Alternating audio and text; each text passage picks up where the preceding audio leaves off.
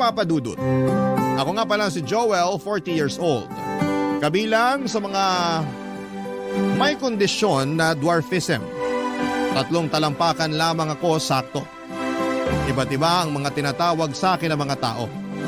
Hindi naman ako nagagalit kapag tinatawag ako ng kung ano-ano ng mga kakilala ko. Unano, little person, midget, extra small, at duwending pula. Duwending pula ang tawag sa akin ng ilang mga kaibigan ko dahil bukod daw sa maliit ako ay paborito ko pa ang kulay pula. Hindi rin po ito nakakainsulto sa akin. Lalo totoo naman na paborito ko ang kulay na pula. Kaya nga siguro ay nabighani ako sa katrabaho ko sa fast food na si Ana. Mas bata siya sa akin ng 5 taon pero kabatch ko siya sa trabaho. Parehas kaming naging crew sa isang hindi kilalang fast food, may 5 taon na rin ang nakakaraan. Natatandaan ko pa kung gaano kapula ang labi niya. Nung unang araw namin sa trabaho, pinagbawalan siyang mag-lipstick ng pula ng bisor namin. Nalungkot nga siya noon at tuwing uwian na lamang tuloy siya nakakapagpahid ng pulang lipstick at lagi ko yung naaabutan. Paborito ko ang labi ni Ana. Kahit sabihin pang malabo kong maabot yon dahil masyado siyang matangkad para sa akin. Mabait si Ana at pala kaibigan. Kaya hindi ako nailang na lumapit-lapit sa kanya dahil alam kong wala sa ugali niya ang mangtaboy. Kaya siguro lumakas din ang loob kong magparamdam sa kanya at maglandi ng pasimple. Hindi naman niya ako pinagbabawalan sa panghaharurot ko sa kanya. Kaya mas lalo tuloy akong ginanahan at mas lalong lumakas ang loob ko. Kahit madalas na tinatawanan at pinagtitripan lamang ako ng katrabaho, kaibigan at kaidarang kong si B-Boy, ay hindi ko naman pinapansin ang panunukso ni B-Boy dahil alam ko na lahat naman ng tao ay may tsansa sa mga bagay na pangarap nila. Pangarap ko po siya na matagal na at alam ko na may tsansa ako sa kanya. Isang araw ay sinubukan ko ang swerte ko sa panghaharot ko kay Ana. Confident ako noon palibasa ay bagong gupit at ahit ako. Gwapong-gwapo ako sa sarili ko kaya kinuha ko ang opportunity na yon para lalong lumapit kay Ana, Papa Dudut.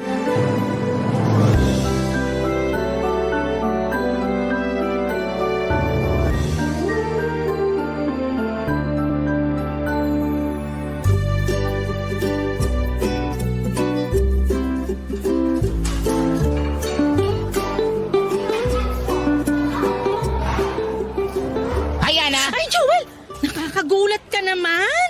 Lumagpas tuloy itong lipstick ko! Kahit naman lumagpas pa hanggang siko ang lipstick mo, maganda ka pa rin. Ikaw talaga, sagad ka sa pangbobola. Nakalanghap ka na naman ng mainit na mantika sa kitchen, no? Hindi lang nakalanghap, natalsikan pa. Paano ka matatalsikan ang taas ng lutuan?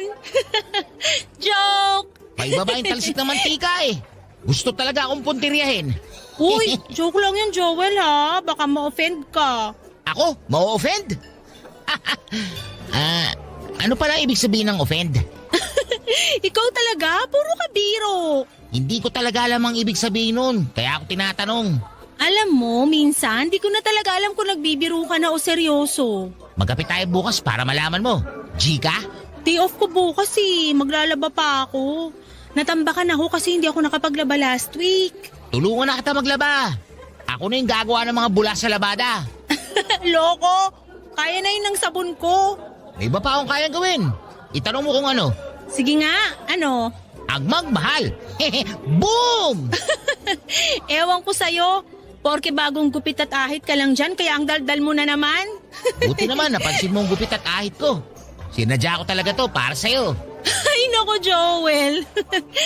O sige na, uwi na ako. Ayokong gabihin sa daan.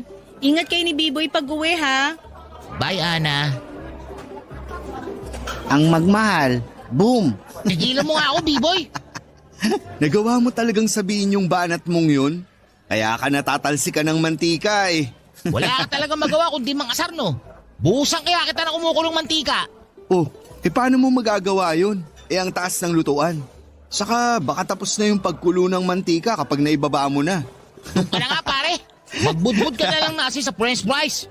Hayaan mo na ako rito sa sulok. Habang dinadamdam kong pagbabasted ni Ana sa akin. Binasted ka ba niya? Bakit? Alam ba niyang nanliligaw ka?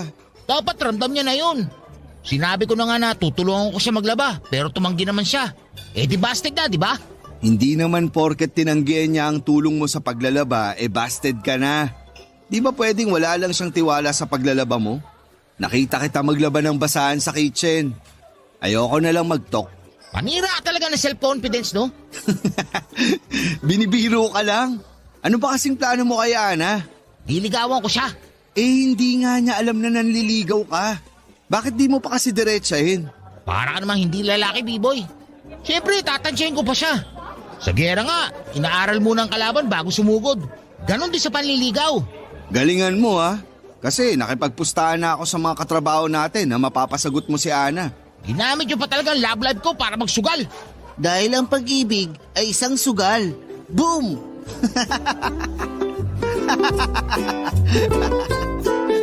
Ang pag-ibig ay isang sugal. Tama nga naman si B-Boy. Natatakot akong isugal ang lahat kay Ana kasi hindi naman ako sigurado kung gusto niya ako. Ando na kami sa punto na close na kami. Malaki na ang pag-asa ko pero kapag napapatingin ako sa salamin at kapag naaalala ko na 3 talampakan lamang ako, bigla akong manghihina. Confident naman akong tao. Tanggap ko na ang kondisyon ko.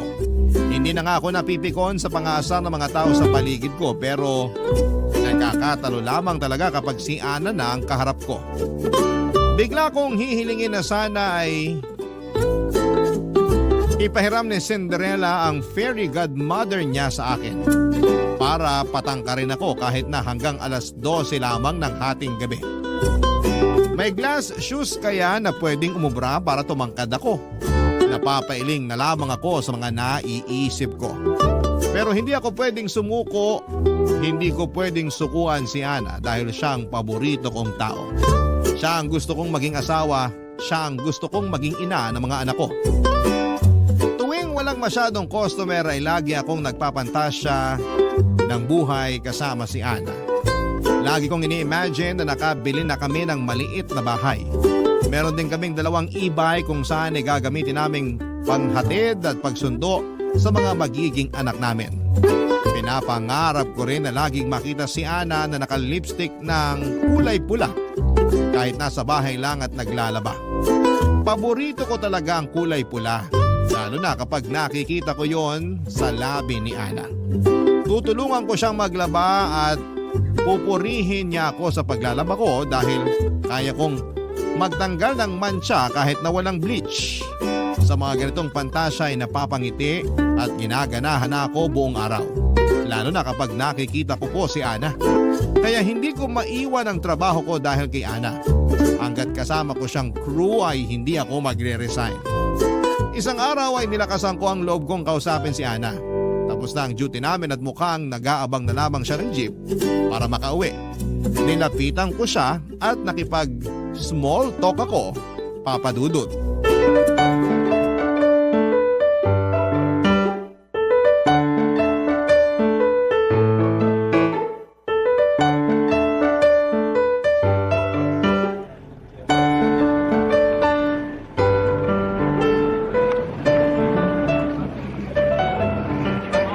Hello, Ana. Hi, Joel. Pauwi ka na rin? Oo, pero hihintayin muna kita makalis para safe ka.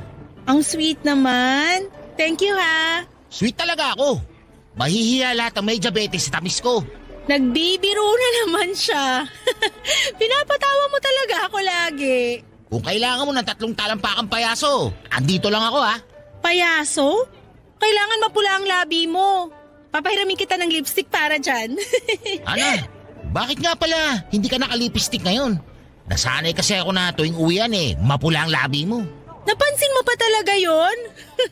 Naubos na yung lipstick ko. Sa sahod pa ako makakabili uli. Mukha na ba akong maputla? Hindi ko babagay kapag wala. Kahit para kang humigop ng suka, maganda ka pa rin. Gusto mo ba bilang kita ng lipstick? Ano bang brand at kulay? Ay hindi na, nakakahiya naman sa'yo. Luho ko yung lipstick kaya kailangan ako bumili nun. Thank you pa rin, Joel. Isipin mo na lang, regalo ko yun sa'yo. Gusto ko lang talagang makitang mapula ang labi mo. Ha? Ana, pwede ba ako Erwin! Sino si Erwin? Ay, sorry, kababata ko at manliligaw. Halika, papakilala kita. Hi Ana, ready ka na umuwi? Erwin, si Joel nga pala. Kaibigan at kawork ko rito. Joel, siya si Erwin. Manliligaw ko. Hi. Hi din. Nagtatrabaho si Erwin sa kabilang fast food. Yun dun sa ikalawang kanto. Dun ba? Tanong ko lang, Erwin. Bakit malilit yung sineserve yung manok dun? Saka, puro balat lang yung may lasa. Paabutin nyo naman hanggang laman. Baka natsyempoan mo lang. Malalaki yung sineserve naming manok dun. Pati sa kanin, maraming serving. Parang hindi naman. Yung isang buong rice nyo, parang half rice lang namin. Tapos madalas puro tutong pa sa inyo. Uy, Joel! Baka nga natsyempoan mo lang. Lagi naman akong bantay sa kitchen namin. Kaya alam ko na hindi madamot sa serving dun. Lagi ka palang bantay sa kitchen nyo eh. Bakit hindi mo mabantayan yung lasa ng french fries nyo? Bakit lasang basang Manila paper na may konting asin at betchin? Parang may galit ka sa fast food namin ah. Sorry naman sa perfect na fast food nyo. Uy, grabe siya oh. Ana, hayaan mo ba tong si Erwin na laitin ang fast food natin? Ha? Ako pa tong nang lait? Huwag ka nagsasabi ng hindi maganda sa iba. Masama yun. Lalo na sa harapan pa ni Ana. Turn off yun, pre. Joel, tama na. Ikaw nga itong nagsimulang manglait eh. Pero... Halika na, Erwin. Bago pa masira gabi ko. Joel, bago ka mampuna ng iba, tingnan mo muna yung sarili mo. Ha? Maliit na payo lang. Hinila na ni Ana si Erwin kaya hindi na rin ako nakasagot pa. Saka wala na rin naman akong ibang pwedeng masabi pa. Tinira na niya ang itsura ko. Ano pang ilalaban ko roon? Mas lalo tuloy akong nanliit dahil sa pagkakapanalo ni Erwin.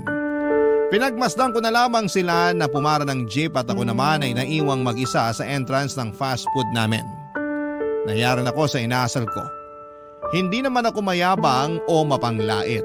Tinamaan lang kasi ako ng selos nang malaman kong nanliligaw si Erwin kay Ana. Naunahan ako sa paborito kong dalaga. Masama ang loob kong pumasok muli sa fast food at dumiretso ako sa kitchen at binantayan ang mga pinipritong manok at sinasalok na mga kanin. Sinigurado kong sakto ang dami at size. Nakita ko ng manager namin at pinauwi na ako. Hindi na pala pwedeng tumambay doon kapag tapos na ang duty, kaya wala akong ibang nagawa kundi ang umalis. Hindi muna ako umuwi ng bahay at naglakad-lakad muna ako pagkalabas ko ng fast food namin. Nagpahangin at nagpakawala ng kahihiyan na inabot ko kina Ana at kay Erwin. Mas lalo pa ako nahiya nang maalala ko kung paanong nagalit si Ana sa akin. Kasalanan ko naman, yon ang unang beses na nagalit siya sa akin at hindi ko yon natanggap kaagad. Hanggat maaari ay gusto kong malambing at mabait sa akin si Ana. Kaya niready ko na ang sarili ko kinabukasan para mag-sorry sa kanya. Baka pwede ko na ring mai-segue sa kanyang balak kong panliligaw. Kaya lang kinabukasan, Papa Dudut, nang handa na akong kausapin si Ana, siya naman itong biglang umiwas. Sinubukan ko siyang sundan pero hindi niya ako pinansin. Galit pa rin pala siya sa akin. Buong araw akong hinuhuli ang kanyang tingin pero kahit ang mga mata niya ay mailap sa akin. Ganon na baka sama ang ginawa ko sa manliligaw niyang si Erwin, Papa Dudut. Barangay Love Stories. Barangay Love Stories. Isang linggo na ang lumipas pero hindi pa rin ako pinansin ni Ana. Sobra naman ata ang isang linggo para magtanim siya ng sama ng loob sa akin. Hindi tuloy ako nakapagtrabaho ng maayos nang dahil doon. Laging palpak ang trabaho ko. Mali ang naiseserve ko madalas sa mga customers at lagi pa akong natatalsika ng mantika kahit na hindi naman ako yung nagluluto. Kinakarma na siguro ako, yon ang naisip ko. Habang pinapahiran ko ng toothpaste ang mga paso ko ng mantika sa balat ko ay nakita ko si Ana na lumapit kay B-Boy at nakipagkumustahan. Nainggit ako ng very slight. Dati naman kami ang nagkukumustahan palagi kapag walang masyadong ginagawa si Ana at walang masyadong customers. Pero ngayon ay si B-Boy na. Pinagmasdan ko lang sina B-Boy at Ana habang nasa sulok ako at tinitiis sa mga paso ko. Hinihintay ko silang matapos makapag-usap at nang tumalikod na si Ana para bumalik sa trabaho ay siya namang pagtawag ko kay B-Boy. Nilapitan naman ako kaagad ni B-Boy at mabuti na lamang at busy ang bisor namin sa opisina kaya nakapagnakaw kami ng ilang minuto para makapag-usap. Kinailangan kong kausapin si B-Boy para humingi ng advice sa gagawin kay Ana. Nakwento ko nga sa kanya lahat ng nangyari at kapalpakan ko. Kulang na lang ay ilublob ako ni B-Boy sa kumukulong mantika at gawing fried chicken. Kahit siya ay hindi natipuhan ng ugaling ipinakita ko kay Erwin. Sa nangyari, wala na akong magagawa pa roon para mabago. Kaya naman humingi ako ng tulong sa kanya sa gagawin ko dahil nalilito na talaga ako. Papa Dudut.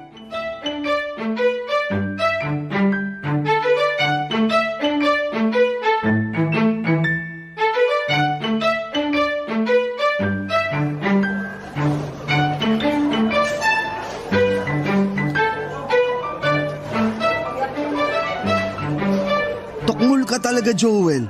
Mas lalo mo lang pinausad ang laban ni Erwin kay Ana. Alam mo namang kahinaan ko ang selos. Pinagsisihan ko na yun. Magsisi ka talaga. Gabi-gabi na kaya siyang sinusundo ni Erwin. May dala palagi na french fries at burger mula ron sa fast food nila. Anong laban natin dun? Masyala ang benta nila kaysa rito sa fast food natin. Natikman mo na ba yung french fries nila? Lasang Manila paper na pinrito. Masarap kaya ang fries nila. Nilalait mo lang kasi nagsiselos ka. Ay, ano bang gagawin ko ngayon? Hindi ko kaya nagalit sa akin si Ana eh. Nagsorry ka na ba? Sinusubukan ko namang lapitan siya. Pero parang hindi niya ako nakikita. Baka hindi ka niya talaga nakita. Alam mo na. Sige, puntingin mo ulit yung malatak yan ng LPG na height ko. Huwag ka talagang magkakamali magsuot ng asul. Sinasabi ko na sa'yo. Sige, lahit pa. Busog ka na? Pinapatawa lang kita. Namumula ka na kasi sa galit. Hindi to dahil sa galit. Kanina pa ako natatalsikan ng mantika. Tingnan mo, kahit mantika, galit sa ginawa mo. Ibuhos ko pa ang mantika na yun sa lababo para mabura na sa mundo. Pati sa mantika, galit ka. Hindi ko na kasi alam ang gagawin ko. Ayoko nang patagalin ng tampuhan namin ni Ana. Alam mo naman na hindi kumpletong araw ko kapag hindi ko siya nakakausap. I-chat mo na lang sa Facebook. Mag-sorry ka ulit. Magpaliwanag ka. Ewan ko. Parang ayaw niya na akong kausapin kahit kailan eh. Ang bilis mo namang panghinaan ng loob. First time kasi nangyari to sa amin ni Ana. Ngayon lang siya nagalit sa akin. Ewan ko ba naman kasi sa'yo kung bakit mo nagawa yun? Nabakatyo ka tuloy sa panlalait mo kay Erwin. Regaluhan ko kaya si Ana. Ano naman ang ibibigay mo? Lipstick. Mahilig siya sa lipstick eh. Hanapin ko yung pinakamapula. Hindi naman materialistic si Ana. Ayaw nga niya na nireregaluhan siya, di ba? Pwede ka kaya maging tulay para magkaayos kami? Ako na yung ako ng trabaho mo ng 4 na oras. Kung gusto mo, palit tayo ng day off eh. Di ba gusto mo yung rest day na Saturday? Siguro. Hintayin mo na lang na kumalma muna si Ana bago tayo lumapit sa kanya. Baka mas lalo lang siyang magalit kapag pinilit mong makipag-ayos sa kanya. O kaya mas maganda kung ako na lang lumapit kay Erwin para makipag-ayos. Ano sa tingin mo? Lahat talaga gagawin mo para kay Ana, no? Handa kitang ialay kay Sataning. Mapatawad lang ako ni Ana. Inalay na ako kay Satanas dati. Sinoli ako. Seryoso na ako, B-Boy. Tulungan mo ako. Ganyan ka ka-inlove kay Ana, no? Matagal na. Minsan ba naisip mo na baka walang pupunta ng pagka-inlove mo sa kanya? Anong ibig mo sabihin? Kung magpapakatotoo tayo, Dahil sa height ko. may mahahanap ka pa namang iba dyan. Yung kahit ko rin. Ang sinasabi ko lang, Joel, hindi lahat ng gusto natin pwede sa atin. Kailangan din nating harapin ang katotohanan. Huwag tayong masyadong maniwala sa mga napapanood nating teleserye na puro happy ending. Magmahal tayo ng taong bagay sa atin. Pero si Ana lang talaga ang gusto ko. Gusto ka ba?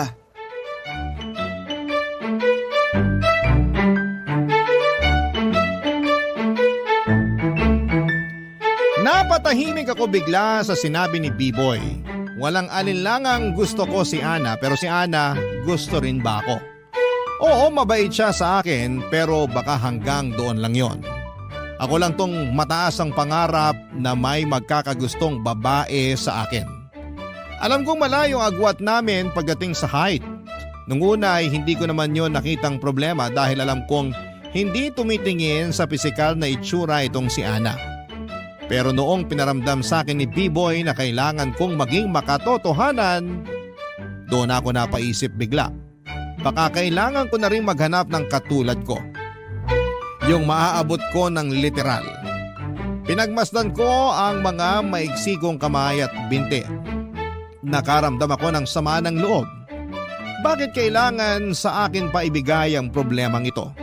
Hindi naman ako masamang tao. Pero bakit sa akin ipinasa ito? Bakit wala pa rin gamot na pwedeng bilhin sa pharmacy para tumangkad? Bakit wala pa rin mga doktor ang kayang magpatangkad ng mga katulad ko? Kung ano-ano na lang ang naisip kong problema sa itsura ko, Papa Dudut. Hindi ko naman dati masyadong pinagtutuunan yon ng pansin dahil nagawa ko na yung tanggapin. Napansin ni B-Boy na sumama ang loob ko sa huling tanong niya. Kaya naman bumawi siya at sinabing marami siyang nabasang mga kwento sa Facebook na nagkatuluyan sa huli kahit gaano pa yon kaimposible. Tinapik niya ako sa balikat at sinabing hindi na siya makapaghintay na mabasa ang kwento namin ni Ana sa Facebook kung sakasakali o mapakinggan sa Barangay Love Stories. Doon pa lang ako muling nakabawi sa confidence ko. Buong araw ay wala akong ibang iniisip kundi si Ana at kung paano ako makakabawi sa kanya. Napangiti ako nang makaisip ako ng pwedeng magawa para mapatawad niya. Noong break time ko ay nagmadali akong pumunta sa tindahan malapit sa isang elementary school. Bumili ako doon ng mga candy na parang lipstick. Mura lang ang mga yon. Nang maibulsa ko na ang mga yon ay nagmadali na akong bumalik sa fast food para harapin si Ana.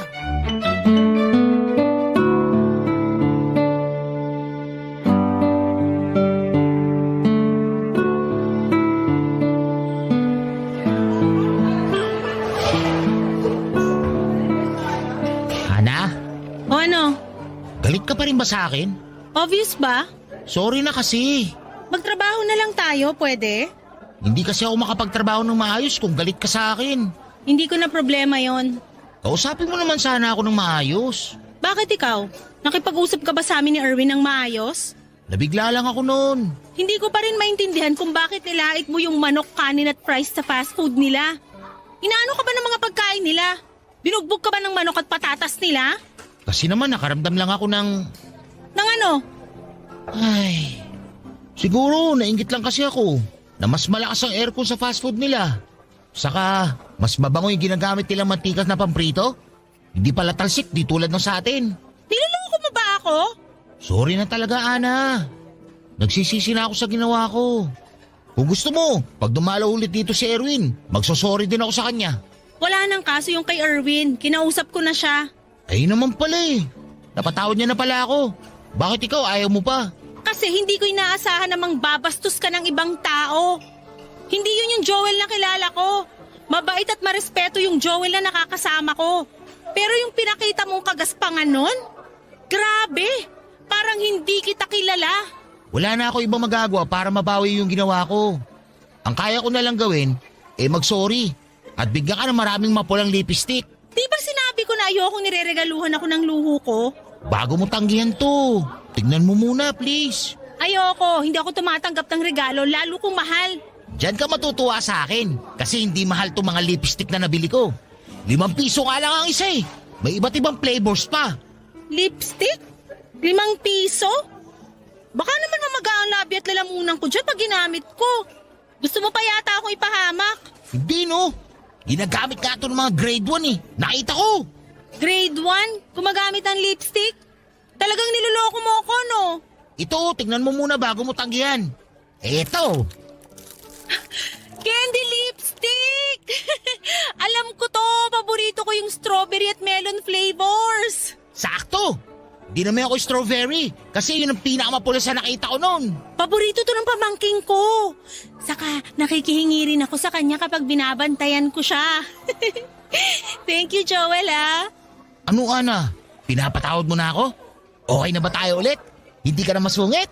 Pasalamat ka sa mga candy lipstick na to.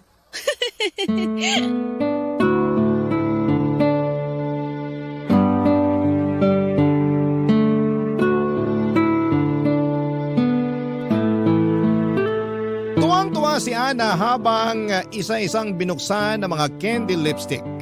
Ang hindi niya alam ay mas doble ang sayang nararamdaman ko habang pinagmamasdan siyang inaamoy at pinapahid sa kanyang labi ang mga candy lipstick na ibinigay ko sa kanya. Napaka-simple lang talaga ni Ana. Yun talagang nagustuhan ko sa kanya, Papa Dudut. Ang dali lang niyang mapasaya. Hindi rin niya ipaparamdam sa iyo na kakaiba ka. Kaya nga siguro lumakas ng todo ang loob ko na lapitan siya at subukang ligawan kasi alam ko na hindi niya ako huhusgahan tulad ng iba. Pero ewan ko ba, may chance na noon para sabihin ko sa kanya na gusto ko siyang ligawan habang nasa good mood siya. Pero habang nandun kami sa senaryong yon ay para bang tumiklop ulit ako. Hindi dahil sa mga sinabi ni B-Boy nung una, kundi dahil sa akin. Dahil na-realize ko, Papa Dudut, na isang ginto itong si Ana. At isang lalaking karapat dapat sa ginto ang dapat mapunta sa kanya. Bakit bigla kong naramdaman na para lang akong isang tanso at hindi para sa isang ginto? Pero hindi ako tumagal sa mundong ito para panghinaan lamang lagi ng loob. Maraming beses na ako nakasubok na maliitin ng ibang tao. Literal. Pinatibay na ako ng mga hindi magagandang salita ng mga tao. At hindi yon naging hadlang para habulin ko ang mga pangarap ko. Katulad na lamang ni Ana. Siya ang nasa tuktok ng lahat ng mga pangarap ko. At alam kong makukuha ko siya dahil maayos akong klase ng tao. Makukuha ko siya dahil alam ko kung paano magmahal ng totoo. Alam ko kung paano magpahalaga ng ginto. Kaya naman pinagplanuhan ko nang sabihin sa kanya na bala ko siyang ligawan. Pero bago ko gawin yon ay kailangan ko munang maghanda. Dahil maraming bagay akong kailangang i-consider kapag nagsimula na akong manligaw. Handa na ako para sa kanya, sana ganoon din siya sa akin. At sana, Papa Dudut, ay hindi maging hadlang ang agwat ng tangkad namin. Barangay Love Stories. Barangay Love Stories.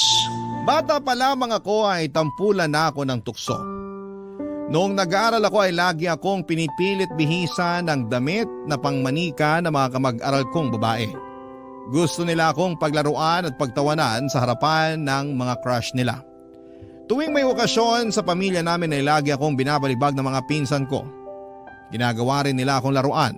Lagi akong tinitignan ng mga tiyahin ko na may awa sa mga mata nila. Lagi ko silang naririnig na nagbubulungan kung sino ang tatanggap sa akin bilang asawa. Pasimple silang magtatawanan at saka makukonsensyang bigla. Titingin silang muli sa akin na punong-puno ng awa sa kanilang mga mata. Kaya maaga akong lumayo sa pamilya ko, alam kong hindi sila makakatulong para matutunan kong mahalin ang mga kakulangan ko. Sa pag-explore ko sa mundo ay marami akong nakilala na tulad ng mga mapanglait na pamilya ko't kamag-aral. Pero naging matibay na ako rito. May mga naging katrabaho ako na lagi na lamang akong ginagawang pulutan sa kanilang mga kwentuhan. Baka raw anak ako ng duwende. Baka raw pinaglihi ako sa buto ng kasoy. Baka raw humaba pa ang binti ko kapag babanate nila araw-araw at kapag binabad nila sa tubig. Nasanay na ako sa mga pang-iinsulto nila, Papa Dudut. Naging merienda ko na nga ang ilan. Aaminin kong minsan ay tinatamaan ako ng mga masasakit na panghuhusga ng mga tao. Pero naisip ko na sila ang totoong may problema dahil ayaw nilang kaharapin ang mga problema nila sa kanilang sarili.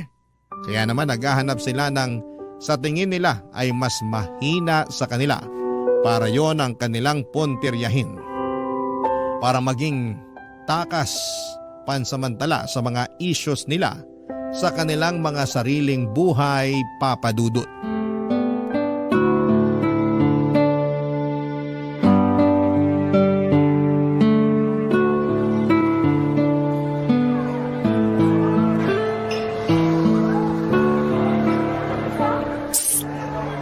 Joel, Uy, Ana, bakit? halika rito, dali. Ano yun? Bakit kailangan natin magtago? May chismis? Ikaw ang nachichismis dito. Ah, ganun? Okay lang. Sanay na ako dyan. Ano ka ba? Pag nakarating yung chismis na to sa boss natin, lagot ka. Ha? Ano bang klaseng chismis yan?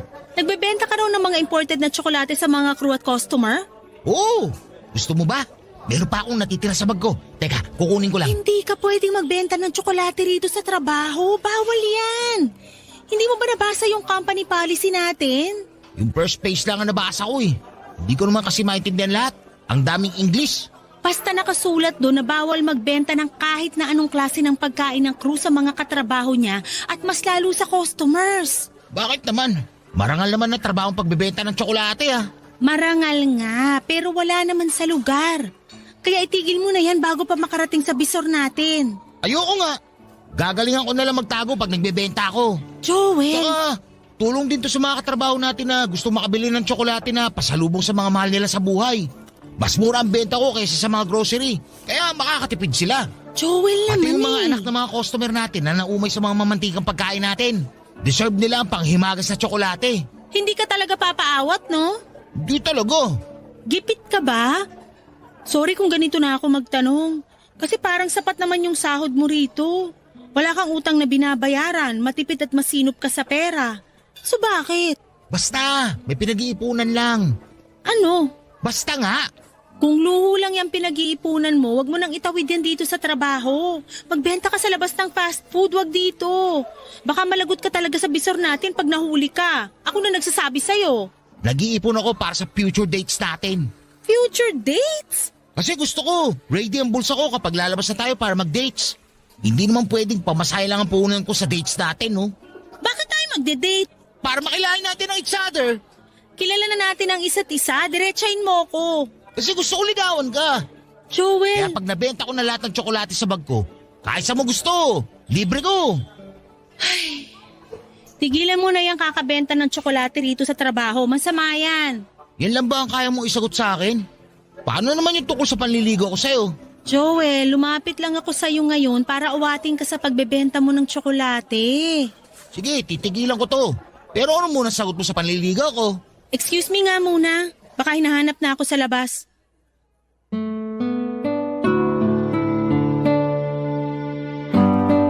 Nagmamadali nang lumabas at lumayo si Ana sa akin.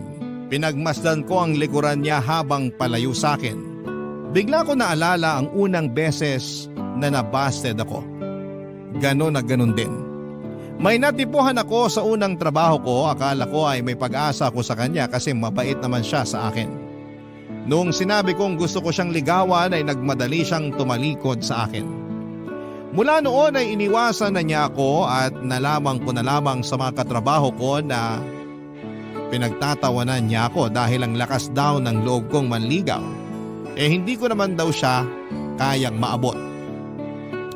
Nasaktan ako doon pero hindi ako sumuko sa pag-ibig. Ilang babae na rin ang sinubukan kong ligawan pero pare-parehas lamang sila na tinatalikuran ako bigla kapag sinabi ko nang gusto ko silang ligawan. Kahit nakarami na ako ng mga nang busted sa akin ay nagpatuloy pa rin ako. Alam kong darating din ang tamang babae sa akin na hindi na ako kukutyain at tatanggapin kung ano lamang ang meron sa akin. At dumating nga si Ana.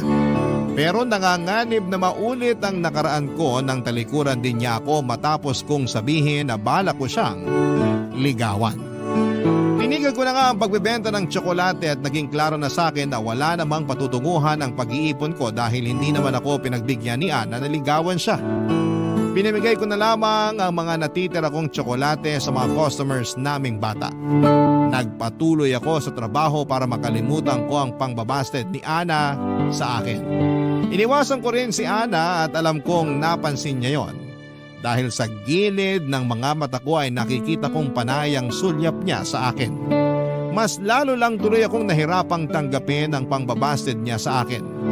Pinagpatuloy ko ang pag-iwas sa kanya ng mga sumunod na araw. Paraan ko yon para makapag-move on na. Napansin nga ni B-Boy ang pag-iwas ko at sinabi ko sa kanya na binasted na ako. Tinapik na lamang niya ako sa likuran at sinabing hindi pa tapos ang laban. Nainis ako kay B-Boy noon kasi binubuhay pa niya ang pag-asa sa puso ko gusto ko na ngang mamatay ang nararamdaman ko. Hanggang isang uwian nilapitan ako ni Ana at hindi ko alam kung paano siya haharapin noon. Sapagkat durog pa rin ang puso ko sa pangbabasted niya. Sana man lang ay makaramdam siya, Papa Dudut.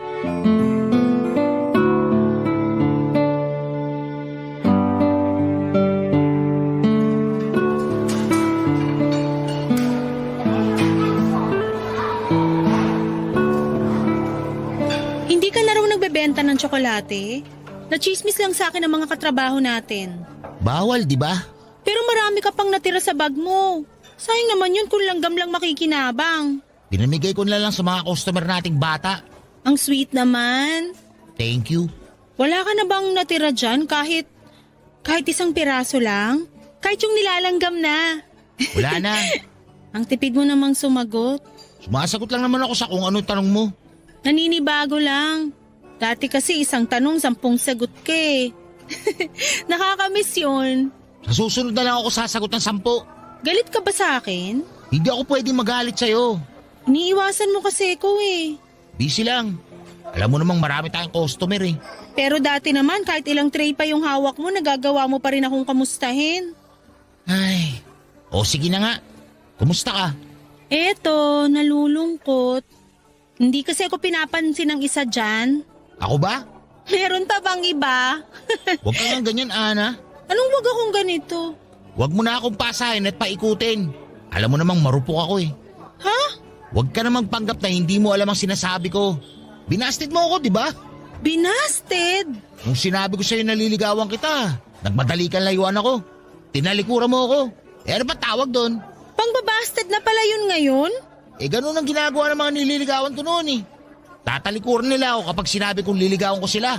Tapos inulit mo pa. Aaminin ko, nabigla ako nung sinabi mo na gusto mo akong ligawan. At aaminin ko na una kong naisip yung height mo. Sabi na eh, katulad ka rin pala ng iba. Hindi ka pala naniniwala sa height doesn't matters. Pero nung naalala ko lahat ng ginawa mo sa akin, sa pagmamap mo sa sahig na dinadaanan ko para hindi ako madulas, kasi alam mong hindi ako maingat maglakad. Sa paghihintay mo sa akin sa labas ng fast food hanggang makasakay ako ng jeep. Sa pag-aabot mo sa akin ng panyo araw-araw dahil alam mong lagi akong pinagpapawisan. Sa pagtatanggol mo sa akin kapag inaaway ako ng mga customer at sa candy lipstick. Marami pang iba pero ito yung malinaw kong naaalala. O tapos, At walang nakagawa nun sa akin. Ikaw lang. Lahat sila puro tangkad lang pero ikaw, halimaw ka sa kabaitan. sinasabi mo lang yan para hindi sumama ang loob ko sa height ko. Nagsasabi ako ng totoo. Paano si Erwin? Binasted ko na siya mula nung inabutan mo ko ng candy lipstick. Kung ganun, wala na ba akong kakompetensya ngayon sa'yo? Wala na. Panalo na ba ako kung ako maliligaw sa'yo ngayon? Depende sa flavor ng candy lipstick na ireregalo mo sa akin. Pinagbigyan din ako ng tadhana sa wakas. Ilang beses na akong nasaktan sa pag-ibig, naka-jackpot din ako sa bandang huli. Akala ko lahat ng tatalikod sa akin ay babased sa akin. Hindi pala ganon lagi ang kaso. Tulad po ni Ana na nabigla lang. Masyado naman kasi ako at walang preno. Habang nag-uusap kami ay umiikot muli sa utak ko ang pangarap kong maliliit na bahay para sa amin. At mga makukulit at maliliit naming mga anak.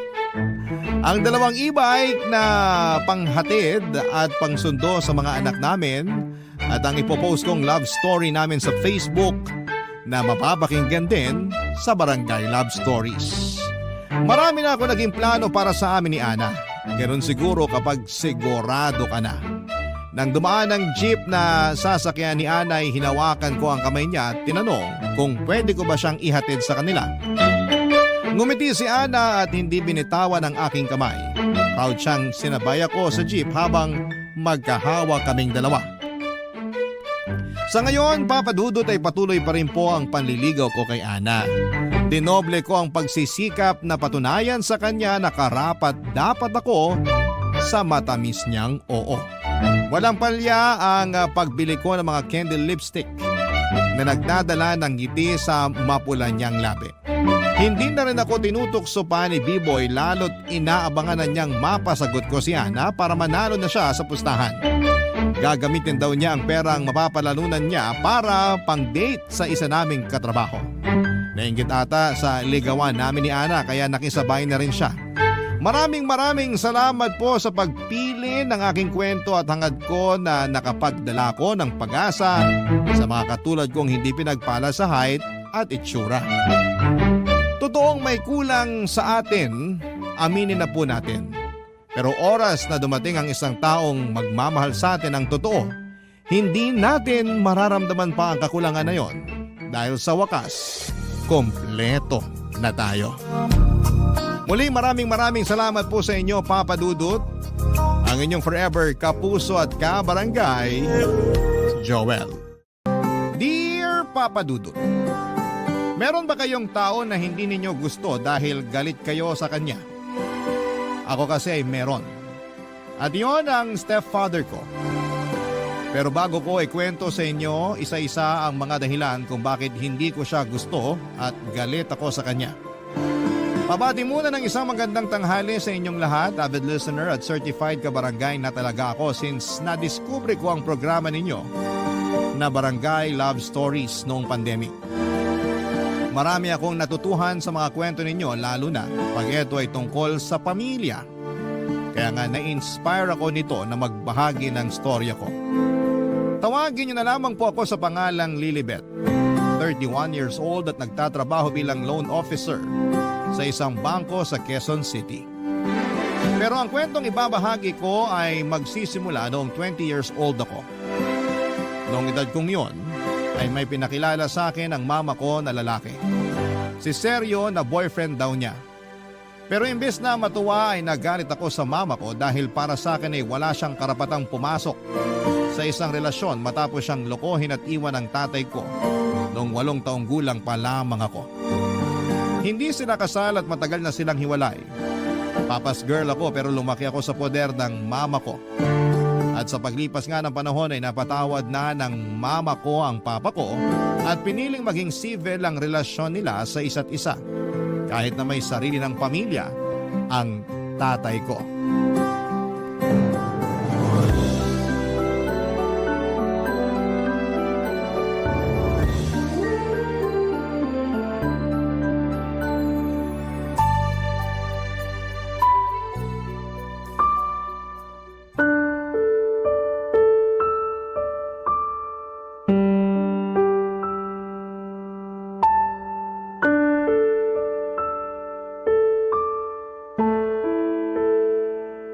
Ano pong sabi nyo? Nak, makinig ka muna kasi. Narinig ko naman, Ma. Hindi lang ako makapaniwala na naghanap pa kayo ng ibang lalaki. Ay, kinadismay ako pa. Kayo na nung seryo na yon. Paano na po si Papa niyan? Pamilyado na ang papa mo. May mga anak na nga sila ng kinakasama niya, hindi ba? Tsaka matagal na kaming hiwalay.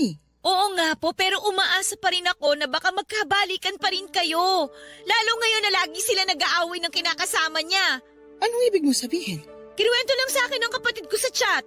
Pero hindi pa rin yung garansya na magkakabalikan kami. Wala na nga kaming nararamdaman sa isa't isa eh. Wala kasi pinagpalit nyo na siya sa seryo na yon. Aminin nyo na kasi yung totoo. Hindi ko pinagpalit ang papa mo. Siya nga yung unang nagloko sa amin eh. Siya yung unang nang iwan at ng babae. Pero wala na rin kayo pinagkaiba sa kanya. Anong walang pinagkaiba sa kanya? Dahil lang ba nagka-boyfriend ako? Ganun na nga po. Ano ba kasing hindi mo maintindihan sa sitwasyon? Si Sergio eh, ngayon ko lang nakilala. Kami ng papa mo matagal nang hiwalay. Kahit na. Para sa akin ganun na din po yun. Galit ka lang sa nangyari kaya ganyan ka magsalita. Hindi lang po ako galit. Sobrang sama din po ng loob ko sa inyo. Gusto nyo kasing palitan sa buhay ko si Papa. Papa mo pa rin siya. Hindi ko siya tinatanggalan ng karapatan sa'yo. Mabait naman si Sergio. Siguradong magugustuhan mo siya pag nakilala mo siya ng gusto. Basta, bigyan mo muna siya ng pagkakataon. At bakit ko naman gagawin yun? Para makuha niya yung loob ko at lalo ako mapalayo sa Papa ko? Lilibet naman, bakit magganyan ka? Kung makapagsalita ka sa akin, parang ang laki-laki ng kasalanan ko sa'yo ah. Malaki talaga! talaga! Wala akong ginagawang masama. Hindi ako katulad ng papa mo na naglukot ng iwan dahil pinagpalit niya tayo sa iba. Bakit nang siya? Mabilis mo lang napatawad. Pero ako na nanay mo na sinaktan niya, pinaiyak, ininsulto nung mga panahong yon. Ako na nanay mo na mag-isang nagpalaki sa'yo at nag-aruga. Ganyan mo tratuhin ngayon porque nagka-boyfriend lang ako? Nangako kayo sa akin na hindi kayo magbo-boyfriend. Pero hindi niyo yun tinupad. Tapos magtataka kayo kung bakit ako ganito sa inyo ngayon? Pero hindi pa rin sapat na dahilan yon. Sapat na dahilan yun, Ma. Alam ko na hindi na mabubuo ulit yung pamilya natin. Buo naman ang pamilya natin kahit nung dalawa lang tayo, di ba? Pinaramdam ko naman sa yung pagmamahal ng dalawang magulang. Bonus na lang na maayos ng relasyon namin ng papa mo. Alang-alang sa'yo, kaya nakakasama mo na siya at nakakausap. Kaya ano bang sinasabi mo na hindi buong pamilya natin? Para sa akin, hindi pa rin normal ang pamilya natin. Ang gusto kong pamilya yung katulad sa mga kaibigan ko at sa mga kaklase ko. Yung magkasamang tatay at nanay nila sa iisang bubong. Gano'n naman tayo dati bago naglukong tatay mo, di ba? Mas pinili niya yung babae niya kaysa sa atin kaya hinayaan ko na lang siya. Eh di umamin din kayo. Anong inamin ko? Na hinayaan nyo na lang na lumayo sa atin si Papa. Ano bang pinagsasasabi mong bata ka? Siguro nga kayo talaga yung may kasalanan kung bakit siya ng babae. Ano? Hindi totoo yan! Talaga lang ha? Diba? Kulang na lang ipagpalit nyo noon yung pamilya natin sa trabaho nyo. Kaya nga kayo lagi nag-aaway ni Papa eh. Kasi nagkukulang na kayo sa kanya. Hindi totoo yan! Kung may naging pagkukulang man ako sa kanya, hindi pa rin yun sapat na dahilan para maglukos siya. Tsaka, wala kang karapatan na pagsalitaan ako ng ganyan dahil hindi mo alam yung sakit na pinagdaanan ko ng mga panahong yon. Kung may alam ka lang, kakarampot. Kaya ayusin mo yung pananalita mo sa akin, Lilibet. Papa Dudut, matagal-tagal din naman na naging single mother ang nanay ko bago niya nakilala si Seryo. Super close kami as in. Hindi lang kami magnanay, mag-best friend din ang turingan namin sa isa't isa. Kaya nagalit ako ng gusto sa kanya nung naging sila ni Seryo kasi nangako siya sa akin noon na hindi na siya magkakaroon ng karelasyon. Tapos mamukat-mukat ay meron siyang pinakilala. Kaya nga kahit anong paliwanag niya ay hindi ko siya pinakinggan. Nagalit ako sa kanya kasi sinira niya ang pangako niya sa akin. Nagtampo ako at nagrebelde pero patuloy pa rin nakiusap sa akin ang mama ko na huwag ko siyang tratuhin ng ganon dahil nasasaktan siya. Kaya lang mas nasasaktan ako ng mga panahong yon at para sa akin yung nararamdaman ko lang ang mahalaga. Simula noon ay lumayo ang loob ko sa kanya at hindi na ako nagkukwento sa kanya ng araw ko katulad dati. Madalas na rin akong naiinis sa kanya kahit na wala naman siyang ginagawa sa akin. Hindi na rin ako nakakatagal nakasama siya sa isang lugar. Kaya lagi akong nagkukulong sa kwarto ko pag nandun siya sa sala o sa kusina. Nagmamadali rin akong tapusin ang pagkain ko para makaiwas sa kanya. Kundi kaya ay nagdadahilan na lamang ako para hindi siya makasabay sa pagkain. Ewan ko ba pero pakiramdam ko ay nasasakal ako sa presensya niya, Papa Dudut. At mas lalo lang nadagdagan ang galit ko sa mama ko nung dumanas ang pagpunta ni Seryo sa bahay namin, Papa Dudut.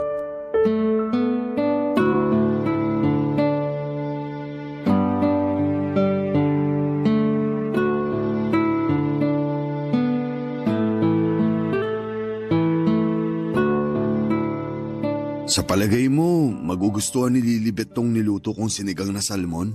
Oo naman, paborito niya yan. Alam mo kasi mahilig sa isda yung anak kong yon. At salmon ang paborito niya. Sunod yung bangus, tsaka tulingan. Ganun ba? Nakakatuwa naman kasi bihira lang sa mga kabataan yung mahilig sa isda eh. Madalas kasi karne ng baboy o manok. Kumakain din naman siya nun pero mas gusto niya talagang isda. Nung bata yun, pangarap pa nga niya maging isda. Talaga? Oo, ang weird pero pinagbigyan ko na lang. Binili ko ng costume ng isda. Katulad ng mga sirena? Hindi, buntot lang naman yun eh. Pero yung kanya, simula ulo hanggang paa isda talaga. Mukhang seryoso talaga siya sa pangarap niyang maging isda. Oo, kaya tawang-tawa ako pag naaalala ko yun. Papakita ko sa iyo yung picture niya mamaya pagkatapos natin kumain. Oh, nak, nandiyan ka na pala. Pasok na po ako sa kwarto. Ha? Mamaya na, maupo ka na muna rito para kumain. Busog pa po ako. Lilibet naman, paanong busog ka pa naririnig ko na yung tiyan mong kumakalam, tsaka nagluto ang Tito Sergio mo ng sinigang na salmon, di ba paborito mo yon? Oo nga naman. Sabi ng mama mo, paborito mo yung sinigang na salmon at namimiss mo na raw kumain nun. Kaya nagluto ako para sa'yo. Paborito ko nga at namimiss ko nga kumain pero hindi ako kakain kasi luto mo. Lilibet! Totoo naman eh. Akala niyo ba makukuha niyo ako sa pagluluto niya ng paborito kong pagkain? Wala namang masama dun dahil gusto lang namang mapalapit sa'yo ng tito mo. Ayoko nga sabi, di ba? Ayoko mapalapit sa kanya. Huwag mo naman sagutin ng ganyan ang mama mo. Mama mo pa rin siya. Wala kang pakialam. Sino ka ba? Lilibet! Hindi kita pinalaking bastos. Ayusin mo pagsagot mo sa tito mo. Hindi ko siya tito, no? Masyado kayong trying hard na ipagsiksikan sa buhay ko yung boyfriend nyo. Nakakainis tuloy lalo. Hindi ako trying hard at hindi ko pinagsisiksikan sa'yo si Sergio. Ang sa akin lang, igalang mo pa rin siya kahit na hindi mo siya gusto. O sige po, igagalang ko po siya katulad ng gusto nyong mangyari. Pasensya na po kayo, tito. Pero ayoko pong kumain ng luto nyo kahit na mukhang masarap at paborito ko pa. Kasi kahit na ano pong gawin ninyo, hinding-hindi nyo po makukuha ang loob ko. Kung si mama na uto po ninyo, ibahin po ninyo ako. Para sa akin, walang pwedeng pumalit sa posisyon ng papa ko sa buhay ko. Hindi ibang tao at lalong hindi kayo. O ayan ma, ginalang ko na po siya katulad ng sinabi nyo. Sana wala na kayong problema doon ha? Ay, ewan ko sa'yo. Hindi ko na alam kung anong gagawin ko. Sabi ko naman sa inyo, gusto ko nang pumasok sa kwarto ko. Pero pinipilit niyo akong kumain kasabay niyo eh. Hindi ako makikipag-family bonding sa inyo kasama ang lalaking yan. Gusto lang naman ng mama mo na kumain ka. Kung ayaw mo pala nakasama ako, ayos lang naman. Basta kumain ka pa rin kasi mukhang gutom ka na. Itutulog ko na lang tong gutom ko. Hindi ako kakain ng niluto mo. Diyan na nga kayo! Lilibet, bumalik ka rito! Pasensya ka na sa anak ko ha. Hindi ko naman siya ganyan pinalaki pero nagbago lang siya nitong naging tayo. At kahit na anong gawin, hindi ko maintindihan yung dahilan niya. Hayaan muna natin siya. Baka kasi kailangan niya pa ng panahon para matanggap yung relasyon natin. Siguro naninibago pa lang siya.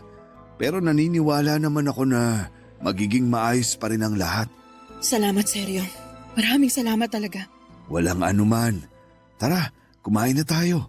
Sige, hahatiran ko na lang mamaya si Lilibet sa kwarto niya. Papadudot nagtatrabaho bilang chef ang stepfather ko at sa restaurant na pinagtatrabahuhan niya sila nagkakilala ni mama. Teacher naman ang mama ko. Basta ang sabi lang niya sa akin noon ay tingin daw ng tingin sa kanya si Sergio kahit na tapos na itong magluto sa harap nila ng mga katrabaho niya. At napansin pa nga yun ng iba nilang mga kasamahan kaya tinukso sila. At bago sila umalis sa naturang restaurant ay naglakas loob daw si Sergio na kuhanin ang numero ng mama ko at doon na sila nagsimulang mag-usap. Kung ilalarawan ko ang personality ng stepfather ko ay masasabi kong mabait talaga siya. Mahinahon magsalita at maalaga. Nakikita ko kung paano niya asikasuhin si mama kapag nasa bahay silang dalawa. Pinaghahanda niya ito ng pagkain at baon para sa pagpasok nito sa trabaho at inahatid sa university na pinagtuturuan nito bago siya pumasok sa pinagtatrabahuhan niya. Hindi rin siya nagmimintis sa pakikipaglapit ng loob sa akin. Pero para sa akin, papadudot ay nagkukunwari lamang siya para umamo ako sa kanya katulad ng ginawa niya sa mama ko. Kaya kahit na anong gawin niya, hindi tatalab sa akin ang pagpapabida niya. Hindi niya makukuha ang loob ko kasi hindi ako utu-uto, katulad ni mama. Barangay Love Stories. Barangay Love Stories. Papadudot pagkalipas ng 1 taon ay nagpakasal ang mama ko at ang stepfather ko. Siyempre bilang ayoko nga sa relasyon nila ay hindi ako umattend sa wedding nila. Wala rin namang nagawa ang mama ko kaya tinuloy na lamang nila ang kasal nila kahit na wala ako. Tapos sa bahay na namin tumira si Sergio kaya mas lalo akong nagalit sa kanya. Katulad nung unang beses na bumisita ang stepfather ko noon sa bahay para ipakilala sa akin ni Mama, consistent pa rin siya sa pagkuha ng loob ko kahit na asawa na niya ang mama ko. Pero hindi pa rin ako bumigay kasi ayoko nga sa kanya. Para sa akin ay siyang rason kung bakit wala nang chance na magkabalikan ang mama at ang papa ko. Nang mga panahon kasi na naging sila ng mama ko, on the rocks na ang relasyon ng tatay ko sa kinakasama niya. Umasa ako na baka kapag naghiwalay ang papa ko at ang kinakasama niya, ay magkakabalikan sila ni mama para maging buo na ang pamilya namin. Pero dahil nga sa mga nangyari, tinanggap ko na lamang na hindi ako makakaranas na magkaroon ng buo at masayang pamilya. Kaya nga hindi lang isip ko ang sinira ko or sinarado ko para sa relasyon ni na mama at Seryo, kundi maging ang puso ko na rin. Para sa akin ay wala nang saysay na makasama ko pa sila sa isang bubong, lalo na at malaki na naman ako at alam kong kaya ko na ang sarili ko. Kaya nga lingid sa kalaman ng mama ko, Papa Dudut, nag-apply ako ng trabaho habang nag-aaral. Bale, pumasok po ako bilang waitress sa isang coffee shop, Papa Dudut, at nung nakaipon na ako ng pera ay sinakatuparan ko na ang matagal ko nang pinaplano noon, Papa Dudut.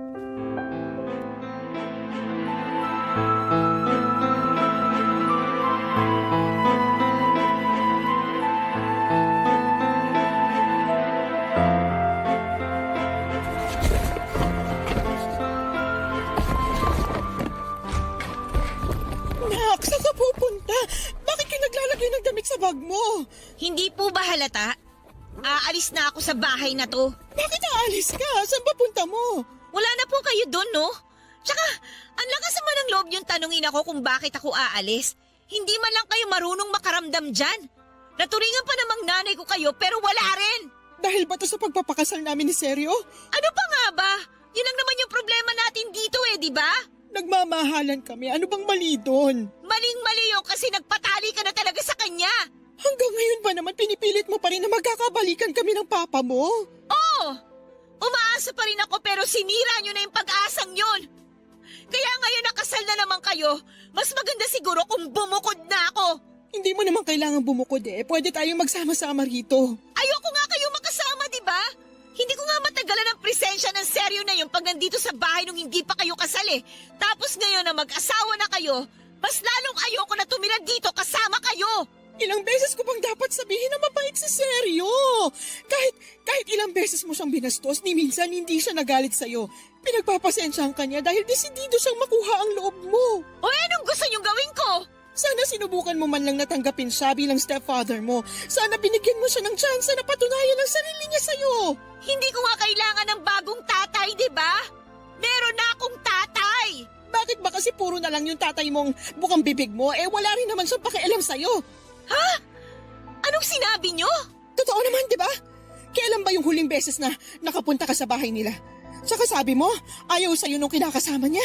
Madalas ka pang paalisin kaya sabi ko pag inulit niya pa yon, ako nang makakalaban niya.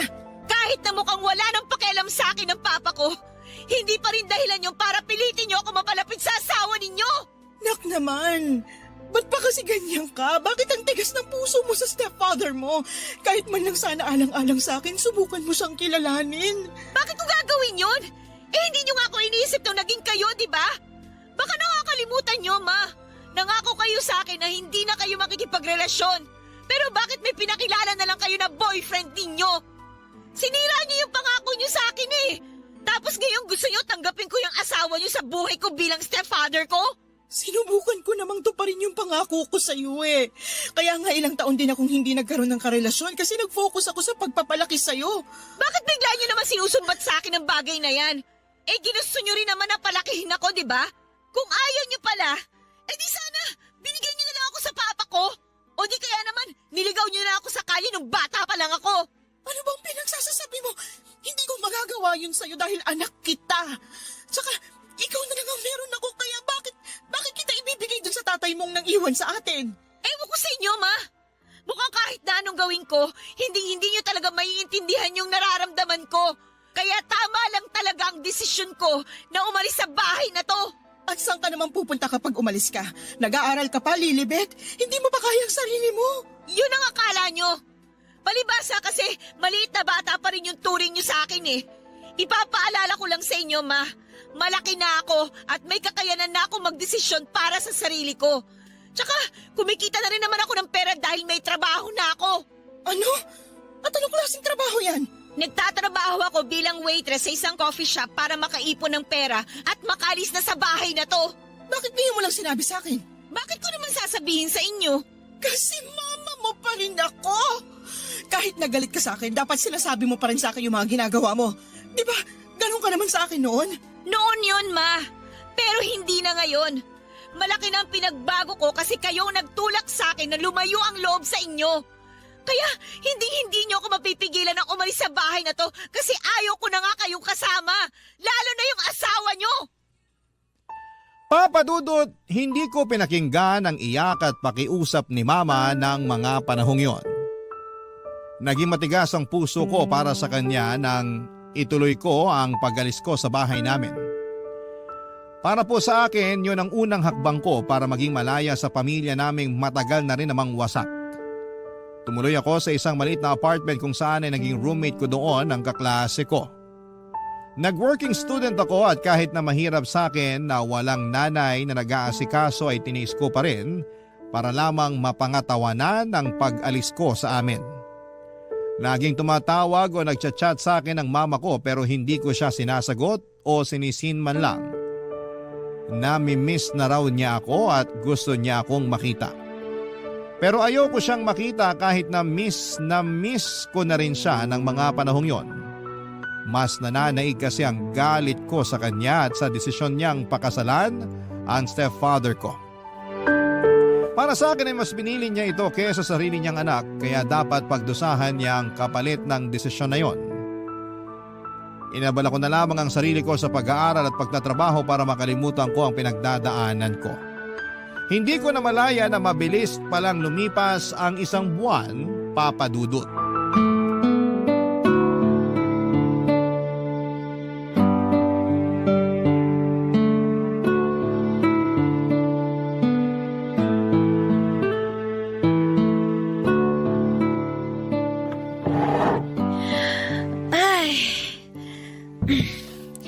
Sa wakas, nakaupo rin. Nakakapagod tong araw na to, grabe. Oo nga eh. Buti na lang closing na. Kaya nga sakit na naman ang katawan ko nito. Hindi pa naman ako kagad makakatulog nito pag uwi sa apartment. Mag-review pa kasi ako para sa exam namin bukas.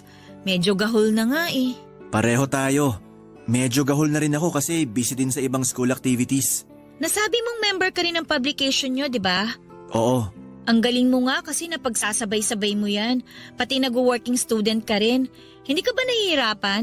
Kasi ako talagang hirap na hirap Nahihirapan ako pero masaya naman ako sa ginagawa ko Masaya rin naman ako sa ginagawa ko. Kasi kumikita na ako ng pera. Nabibili ko na yung mga gusto ko. Pero nakakapagod pa rin talaga. Pagod ka na physically, pagod ka na rin mentally. May choice ka naman kung gusto mo nang tumigil sa pagtatrabaho para makapag-focus ka sa pag-aaral mo. Di ba nabanggit mo na kaya ka pa rin naman pag-aralin ng mama mo kasi may trabaho naman siya? Oo, pero ayokong umasa sa kanya Tsaka, kaya nga hindi na ako nakatira sa amin ngayon dahil galit ako sa kanya. Ah, okay. May conflict pala kayo. Oo, at galit ako sa kanya. Gusto mo bang malaman kung bakit? Sige, kung sasabihin mo. Galit ako sa kanya kasi nagpakasal siya dun sa boyfriend niya. Noon pa man, hindi ko natanggap yung relasyon nila. Bakit? Kasi umaasa pa rin ako nun na magkakabalikan sila ng papa ko. Kaya nga nagulat ako tsaka nagalit nung malaman kong may iba na siya. Tapos napuno talaga ako nung nagpakasal sila.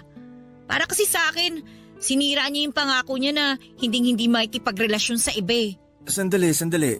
Ibig mo bang sabihin hiwalay na sila ng papa mo bago siya nagpakasal dito sa boyfriend niya? Oo, matagal na. 8 years old pa lang ako. Hindi naman sila kasal. Pero nagsama sila sa isang bubong. Kaso, nagloko si Papa Naghanap ng ibang babae dahil masyadong busy si mama sa trabaho. Kaya para sa akin, kasalanan niya kung bakit nasira ang pamilya namin. Para sa akin, kung may pagkukulang man ng mama mo, hindi sapat na rason na humanap ng iba ang papa mo. Eh ano bang dapat ang ginawa ni Papa? Inayos yung pamilya nyo. Dapat mas inunawa niyang sitwasyon. Mas naging pasensyoso. Ewan ko. Pero para sa akin si mama talaga yung may kasalanan. Wala naman ako sa posisyon para baliwalain yung nararamdaman mo. Kung sa tingin mo mas malaking kasalanan ng mama mo, sana mahanap mo pa rin yung pagpapatawad dyan sa puso mo. Ewan ko kung kaya ko pang patawarin siya kasi alam mo sa totoo lang, ang laki na ng panghihinayang ko sa samahan namin eh. Sobrang close kami noon bago siya nagkaroon ng boyfriend. Matanong ko lang, kumusta tong stepfather mo? Okay naman. Masasabi ko na mahaba ang pasensya niya, mahinahon magsalita, tapos mahal na mahal niya ang mama ko. Magaling din siya magluto kasi chef siya eh. Pero ayoko pa rin mapalapit sa kanya. Kasi feeling ko, inaagawan niya ng pwesto yung papa ko sa buhay ko. Tingin ko hindi naman gano'n ang intensyon ng stepfather mo. Talaga? Gusto lang niya mapalapit sa'yo kasi anak ka ng asawa niya. Para sa akin, kung malinis naman yung intensyon niya, walang kaso doon. Ay, kaya lang hindi ako katulad mo mag-isip eh. Galit ako sa kanya at galit din ako sa mama ko. Kaya nga umalis ako sa bahay namin. Okay lang yan. Sabi ko nga, hindi ko babaliwalain yung feelings mo kasi ikaw ang nakakaramdam niyan. Pero salamat kasi na-appreciate ko na nagkwento ka sa akin. Gusto ko lang din kasing may mapaglabasan itong sama ng loob ko. Ang bigat na rin kasing dalin eh. Basta nandito lang ako kung gusto mo na makakausap. Handa akong makinig at maging kaibigan sa'yo. Papadudot katrabaho ko si Fred sa coffee shop na pinapasukan ko. Barista naman siya doon pero katulad ko ay isa rin siyang working student. Kapwa ko siya third year student at siya lang naman ang sumusuporta sa pag-aaral niya. Laki po sa hirap si Fred at wala na siyang tatay matapos nitong mamatay sa sakit noong 16 anyos pa lamang siya. Tapos ay may 3 pa siyang nakababatang kapatid na pare-pareho ring nag-aaral. Ang mama lang din nila ang nagtaguyod sa kanilang magkakapatid kaya nga porsigido siyang tulungan ito. Doon na siya nag-working student para kahit paano ay hindi na niya iasa sa mama niya ang pambaon niya at panggasto sa eskwelahan. Mabait si Fred, gentleman at gwapo. In fact, maraming nagkakagusto sa kanya lalo na ang mga kapwa namin estudyante noon. May mga pagkakataon na siya lang talaga ang pinupuntahan ng mga ito sa shop namin para makasilay sa kanya. Noong una ay wala naman akong pakialam sa bagay na yon hanggang sa maging ako ay nagkagusto na rin kay Fred. Kaya lang ay hindi ako yung klase ng babae na umaamin sa mga crush nila magkamatayan man. Nagpatuloy ang pagiging close namin ni Fred hanggang sa siyang nag-confess na matagal na niya pala akong nagugustuhan. Doon na nga nagsimula ang espesyal naming pagkakaibigan lalo nang ligawan niya ako. Hindi nagtagal ay sinagot ko rin siya at naging kami at masayang masaya ako. Si Fred ang naging pahinga ko sa mga nakakapagod na sitwasyon at pagkakataon. At aaminin ko na doon ko mas naunawaan ng mama ko nang maging sila ng stepfather ko. Kaya nga hindi ko na lang namamalaya na unti-unti palang lumalambot ang puso ko sa mama ko. Sinisin ko na mga chat niya sa akin at nakikipag-usap na rin sa kanya sa call. Pero sandali lang naman yon. At kung may free time lang ako, madalas kasi busy ako sa trabaho at sa pag-aaral. Pero hindi ko pa rin sinasabi sa mama ko papadudot ang kinakaroonan ko. Hanggang isang araw ay nakatanggap ako ng chat mula sa stepfather ko na nagsasabi sa akin papadudot na nasa ospital daw ang mama ko ng panahong yon. Barangay Love Stories. Barangay Love Stories. Papadudot kahit na nagsimula na kaming mag-usap ulit ni mama, ay hindi pa rin ako masyadong nagsasabi sa kanya. Siguro kasi ayoko lang na ibaba ang pride ko kaya nagmamatigas pa rin ako na tuluyan nang makipagbati na sa kanya. Lahat ng yon ay nakwento ko sa boyfriend kong si Fred at Pinakinggan lamang niya ako hanggang sa gumaan ang nararamdaman ko. At kapag kailangan ko ng payo ay saka lang siya nagsasabi. Malaking bagay sa akin na nandyan si Fred para makinig sa mga hinaing ko sa buhay ko. Noong nalaman ko na nasa ospital si Mama ay nagdalawang isip pa akong puntahan siya kahit na alalang-alala na ako. Nahihiya kasi ako sa nanay ko at baka kung ano ang sabihin niya sa akin pero kinumbinsi ako ni Fred na puntahan daw namin si Mama. Bali, sinamahan niya ako. Okay naman na ang Mama, over fatigue lang daw. Ayos na ang pakiramdam niya pero pinayuhan pa rin siya ng doktor niya na manatili sa ospital ng ilang araw. Ang stepfather ko ang palagi nagbabalita sa akin ng kalagayan ng mama ko. Kaya naman nabawas-bawasan na ang pag-worry ko at nang pumunta nga kami sa ospital para bisitahin siya ay laking tuwa ni Mama pagkakita sa akin. Sabi ng stepfather ko ay bigla raw sumigla ang Mama kasi nakayakap na niya akong muli at nahalikan.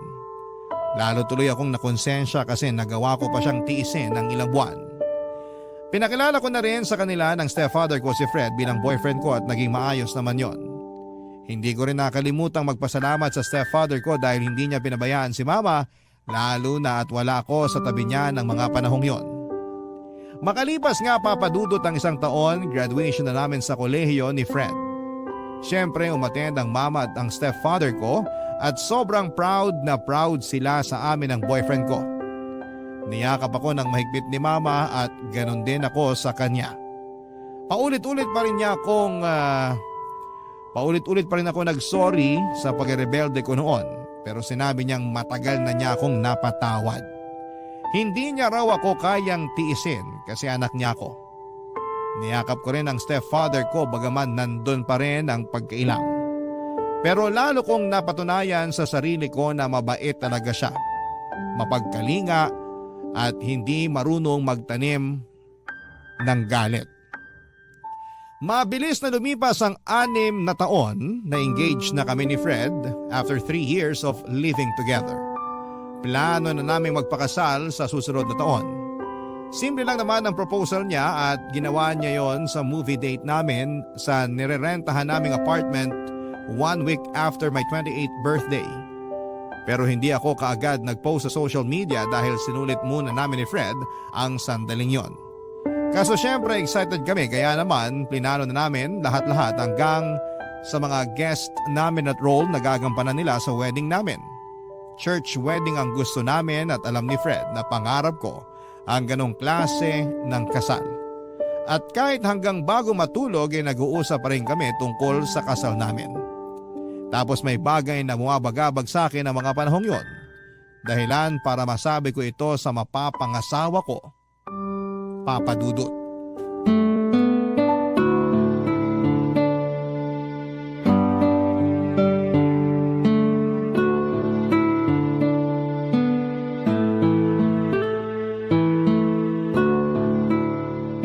May naisip ka na kung sinong best man mo, Han?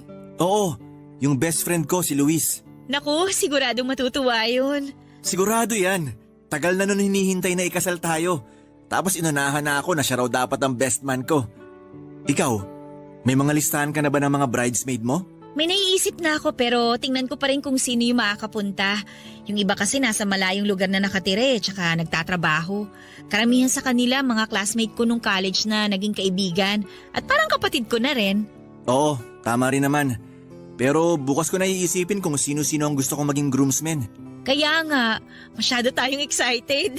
Siyempre, sa wakas, mapapakasalan ko na yung babaeng mahal ko. Naku, kahit kailan, napaka-bolero mo talaga. Hindi kaya yun bola. Pagsasabi lang yun ng totoo. Oo na. Kahit kailan, napaka-sweet talaga ng boyfriend ko. Correction! Fiancé mo na ako and soon to be your husband. Hindi na ako makapaghintay na matawag kang my husband. Ako rin. Tapos ikaw naman tawag ko sa'yo, my wifey-wifey. Parang habang tumatagal, lalo tayo nagiging corny, no? Ganon naman talaga pag in love. Oo na. Pero, kailan mo pala planong sabihin sa mama at stepfather mo yung tungkol sa engagement natin? Kailangan ba talaga? Hindi ko pa alam eh. Gusto ko sana silang sorpresahin at gawing extra special yung pagpapaalam ko sa engagement natin. Magandang idea yan. Basta sabihan mo lang ako ng pwede kong maitulong. Okay. Ay, Lalim nun ah. May problema ka ba, Han? wala naman. May iniisip lang Pwede mong sabihin sa akin? tungkol sa stepfather ko.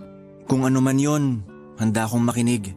Hanggang ngayon kasi, hindi pa rin ako makapaniwala na magiging okay kami. 'Di ba?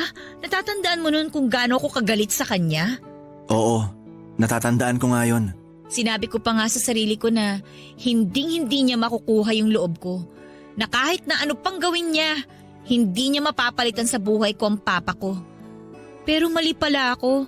Kasi sa paglipas ng mga taon, napalapit na lang yung loob ko sa kanya. Di ko na malayan. Nung unang beses ko palang nakita yung stepfather mo dun sa ospital, ramdam ko na mabait siyang tao.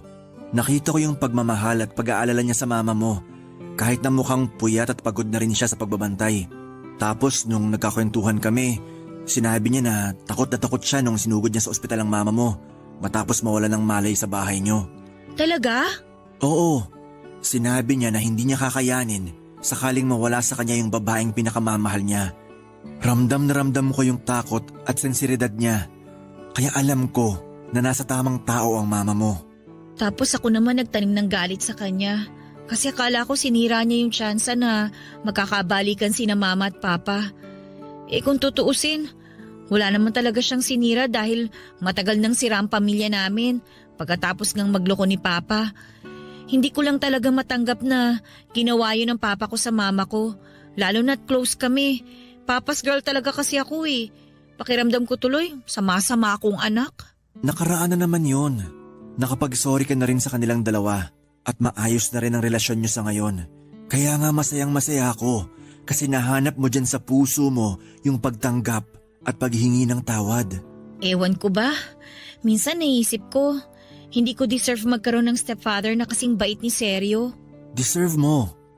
Kaya nga nagkakilala sila ng mama mo at naging mag-asawa. Salamat, Hana, sa pagpapagaan mo ng loob ko. Walang anuman. Basta isipin mo lang na pwede ka pang bumawi sa kanila ng mama mo. Kasi kahit na mag-asawa na tayo, sila pa rin naman ang magulang mo. Oo, babawi talaga ako sa kanila, lalong-lalo na sa stepfather ko.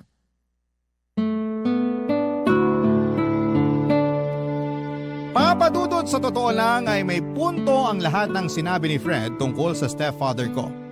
Sa loob kasi ng ilang taon na naging bukas ako sa relasyon nila ni Mama, ay lalo kong napatunayan kung gaano siya kabuting tao. Kaya nga tuluyan ang lumambot ang puso ko para sa kanya. Pero nahihiya pa rin ako sa kanya kaya nga nakatulong ang pag-uusap namin yun ni Fred para maging buo ang desisyon ko sa pinaplano kong papel na gagampanan niya sa kasal namin ng fiancé ko. Hindi pa namin nasasabi sa parents ko ang tungkol sa engagement namin at planong pagpapakasal ni Fred. Naisip kong sorpresahin sila at ipaalam yon sa kanila sa birthday ng stepfather ko. Kabado nga ako pero buti na lang dahil pinakalma ako ng fiancé ko. First time ko kasing gagawin ng bagay na yon kaya sana'y magawa ko ng maayos at masabi ng malinaw ang lahat-lahat ng nasa puso ko. Simpleng dinner lang sa labas ang naging birthday celebration ng stepfather ko. Kami lang dalawa ni Mama ang kasama niya dahil nasa seminar pa si Fred at kinabukasan pa ang uwi niya. Pero in-update ko siya sa mga nangyayari. Naging maayos naman ang dinner na yon at bago matapos ang gabi ay sinabi ko na nga sa kanila ang sorpresa ko.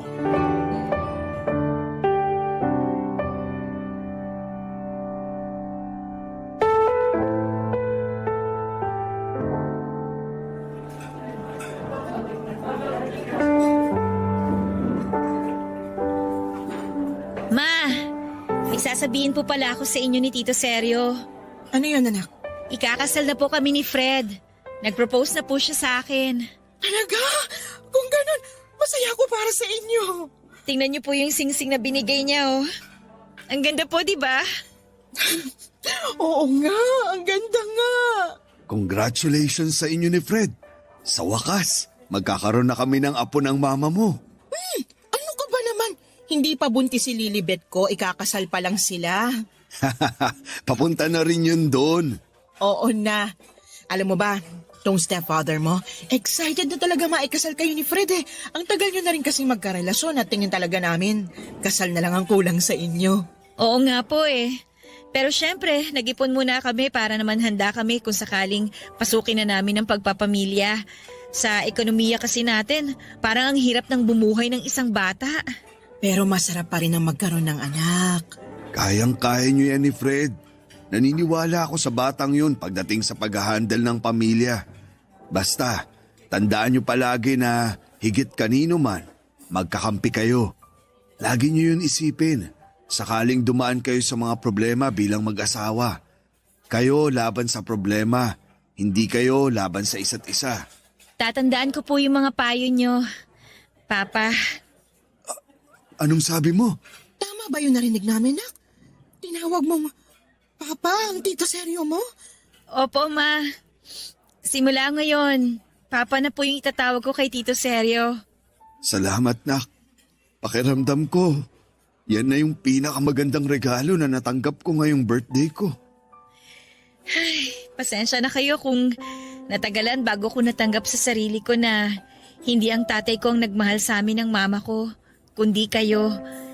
Hindi ang tatay ko ang kasama ko sa graduation ko noon para mag-cheer at maging proud sa akin, kundi kayo po ni Mama. Hindi ang tatay ko ang nagturo sa akin magluto ng masarap na recipe, kundi kayo po. At kahit na hindi ko kayo totoong tatay, tinuring niyo ako na parang tunay ninyong anak. Para sa akin, tunay na anak kita, Lilibet. Kaya naman wala akong hindi kayang gawin alang-alang sa'yo.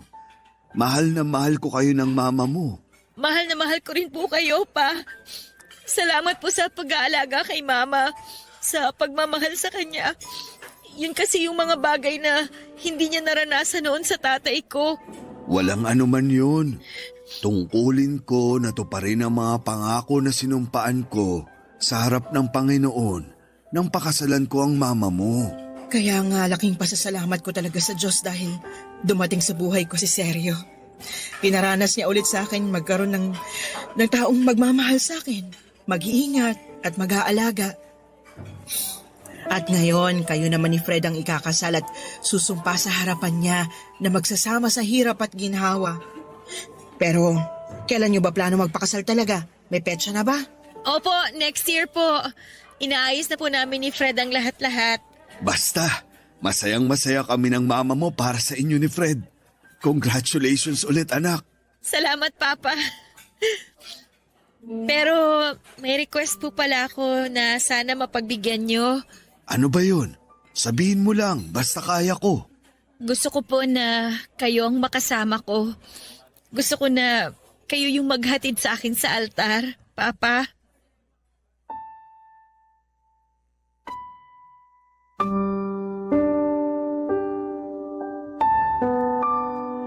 Papadudot nakita kong nangilid ang luha sa mga mata ng stepfather ko nang sabihin kong gusto ko na siyang maghahatid sa akin sa altar. Papunta sa mapapangasawa ko. Naiyak din si Mama kasi pareho nilang hindi ine-expect ang bagay na yon. Pero desidido na akong ibigay sa kanya ang tungkuling yon. Lalo na siya ang itinuring kong best man sa buhay ko. Sunod sa aking asawa na si Fred. Hindi nagtagal ay kinasal kami ni Fred at yon ang pinakamaligayang araw ng buhay ko. Sa kasalukuyan ay buntis na ako sa second baby namin ni Fred at masayang masaya ang mga magulang ko dahil nga nagkaroon na sila ng mga apo sa amin. Kitang kita ko kung gaano sila ka-close sa mga anak namin, lalo na ang papa ko. Malaki rin ang pasasalamat ko sa Diyos dahil pinatunayan niya na hindi lahat ng tao ay katulad ng tatay ko. Dahil merong mga tao na katulad ni Papa Seryo, yung bang bukal sa puso kung magmahal at kumalinga. Hanggang dito na lamang po ang sulat ko, Papa Dudut, at maraming salamat po sakaling mapili po ninyong i-ere ang kwento ng buhay ko sa Barangay Love Stories. Ang inyong kapuso at kabarangay forever, Lilibet.